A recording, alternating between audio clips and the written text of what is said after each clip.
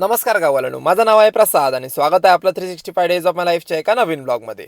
तर सत्यनारायणाची पूजा असल्यावर आपण जेवढ्या मेहनतीने मकर बनवतो तेवढ्याच सावधगिरीने आपल्याला मकर सोडवावा लागतो. कारण मकर जोडताना आपण वापर करतो चुक्यांचा आणि चुकून जर सोडवताना जर एक दोन चुके खाली पडले तर कोणाच्याही पायाला लागू शकतात. त्यामुळे आपण सगळ्यात पहिला मकर घेतला बाहेर हॉलमध्ये ऐसपैस जागेत. आणि मकर सोडवायच्या कामाची जबाबदारी याना आणि चैतन्याने आपल्या अंगावर घेतली होती. म्हटल्यावर आपण गेलो आपल्या हॉटेलवरती कामांसाठी आणि कामात आपण एवढे रमलो होतो की आपल्याला संध्याकाळचे 6 कधी वाजले ते कळालंच नाही. मग थोडा वेळ हॉटेल बंद करून आपण घरी आलो जेवणासाठी. आणि जेवणात इतर कोणती गोष्ट चांगली असो किंवा नसो, माझं तर पोट मात्र 7 ते 8 गुलाबजामुन खाऊनच भरलं होतं. मग त्यानंतर माझा मित्र निहाल आला होता गणपती बाप्पाचं दर्शन घेण्यासाठी. जसं त्याचं दर्शन घेऊन झालं तसं थोडा वेळ आपण गप्पा गोष्टी मारल्या आणि त्यानंतर निघालो आपल्या हॉटेलवरती जायला परत. आणि सध्या चतुर्थीमुळे कधीही गिरायक आणि कितीही येतं, त्यामुळे संध्याकाळी सुद्धा आपल्याजवळ गिरायक चालूच होतं. आणि आतमध्ये किचनमध्ये येऊन मी बघितलं तर ग्रेव्ही बनवण्याचं आणि कटिंगचं काम चालू होतं, कारण तेच मेन गोष्टी आहेत जे दोन कमी पडतात सगळ्यात जास्त. आणि बाहेर येऊन बघतो तर काय लगेचच धुकं पडलं होतं सगळीकडे. आणि कमालीची गोष्ट अशी होती की रात्रीच्या 8-9 वाजता सुद्धा एवढं दाट धुकं पडलं होतं, ते पण हायवेला. मग रात्रीच्या 3 वाजता आपण हॉटेल बंद केलं आणि फायनली